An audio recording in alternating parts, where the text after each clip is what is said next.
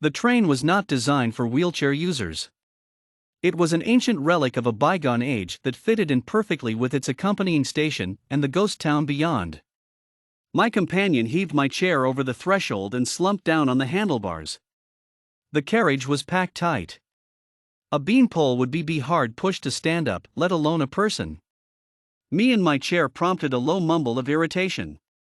As if there's enough room on the train for one of them. Shouldn't let that kind of person on here. What's the world coming to? Still slouched over the handlebars of my chair, my companion whispered in my ear. Let it slide. Just ignore them. Easy for you to say, I muttered. You're not the one at crotch level with ignorant, pig-headed bigots. So much for ignoring them, my companion sighed. What did you say? The question came from the bloke to my left. Bicep muscles as red as his checked shirt bulged from his rolled-up sleeves. From my lowly position in my chair, I could just about see his face. I craned my neck upwards. Oh, I said. It was me, not her. And I called you a dash. My companion clamped a hand over my mouth, letting me finish my sentence in a harmless mumble. I'm so sorry. Don't listen to her. She's always grouchy in the morning, and she hasn't had her medication yet. The burly bloke mumbled something about keeping me in check. I snatched my head away from my companion's hand and glowered at the scene beyond the glass in the carriage door. Clouds hung low and heavy over the deserted town. Feral dogs trotted between derelict buildings.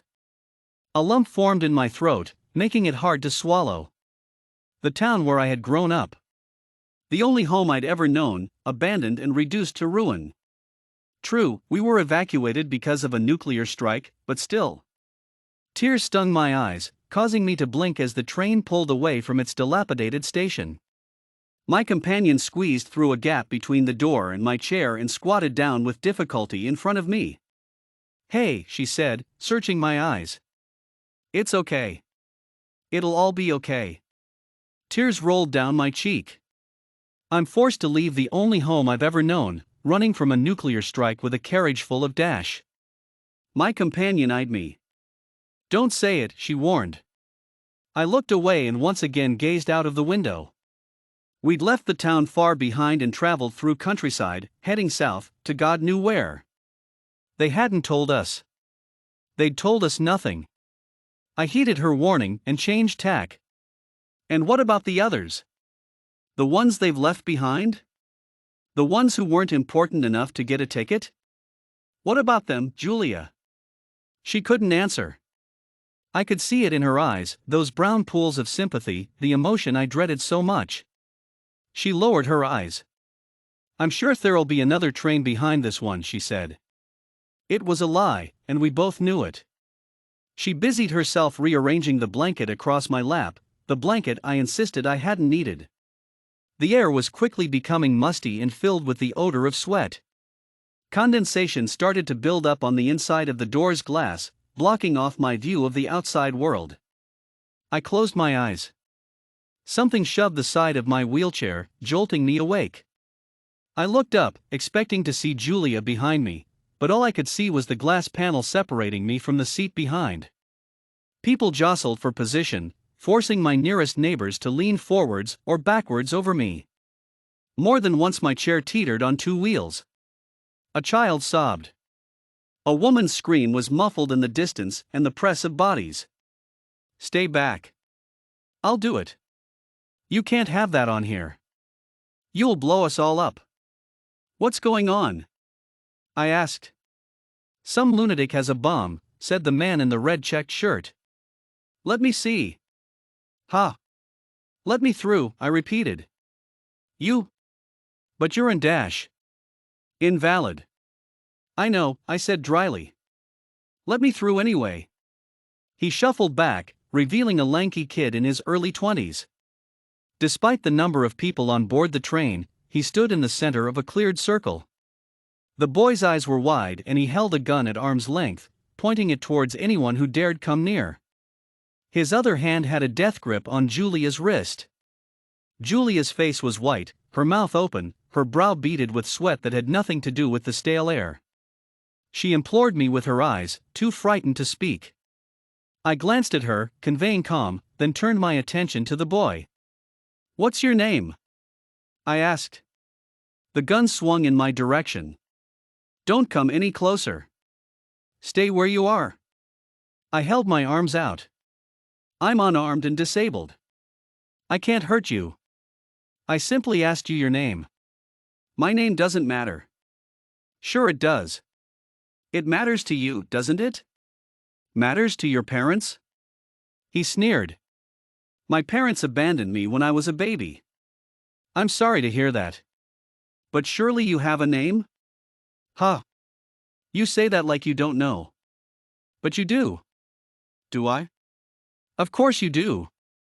He screamed, shutting his eyes tight. "It's Billy." "Oh, of course. Billy. I'd never met him in my life." "Why don't let her go?" I asked, indicating Julia with a nod of my head. "Because. Because is not an answer. She's my girlfriend. And you stole her from me." That was news to me. "I think there's been some mistake. This woman is my companion. She has a husband and a child. They're in the next carry dash." "No. It's Philippa." He turned his wide eyes towards Julia. "Tell." Two men, one with blonde hair, the other with ginger, broke through the crowd behind him and Julia. I am not Philippa. My name is Julia." "Like Madam said." "You're lying. You're both lying." Billy's voice sounded tortured. He broke down and sobbed, letting his arm drop to his side. The gun fell to the floor. Someone bent down to pick it up. Julia's captor snatched it back. His eyes looked even wilder with a red rim and dilated pupils. "Nice try," he said, his voice eerily calm. "You tried to take her away from me, didn't you? Well, it won't work. Philippa is mine, Stephen." "Mine." The two men were edging closer to Billy and Julia. I had to keep him talking. He thought I was someone called Stephen, so I would be this person called Stephen. "Yes. Yes, I see that now. Philippa is yours. Always has been." Julia shook her head in terror, silently begging me not to give up on her. As if I had. Behind her and her captor, the two men gained on them. Billy nodded, a short bob up and down. "That's right. I win and you lose. Why don't you give me the gun?" I asked. "I'll keep it safe." "Ha! You think I'll fall for that again, Stephen? I give you the gun and you'll take Philippa off me. Again. I'm in a wheelchair. What can I do?" I asked. He blinked, and I noticed his shoulders droop. The vice-like grip on Julia's wrist relaxed. The men behind them seized their chance and sprung into action, grabbing Billy and wrestling him to the floor of the carriage. Julia ran to me and squeezed herself through a small gap in the crowd, to the safety offered by the back of my wheelchair, rubbing her wrist. The men hauled Billy to his feet, arms tied behind his back. The look of confusion and pain in his eyes would haunt me to my dying day. And then he was cut off from me as the crowd gathered around my wheelchair. People who had cast me off as a second-class citizen before, now beamed down at me, clapping me on the shoulder. "Hurrah! You saved us.